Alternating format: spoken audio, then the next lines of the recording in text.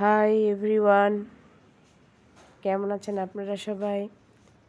আজ আমি একটি নতুন রেসিপি নিয়ে এসেছি। আশা করি আপনাদের সবার ভালো লেগেছে। জানি না আপনারা এর আগেও খেয়েছেন কি না, তবু আমার কাছে খুবই একটি পছন্দের খাবার মিষ্টি কুমড়োর পায়েস। আমি আগে কেটে বেছে ধুয়ে নিয়েছি, দেখতেই পাচ্ছেন।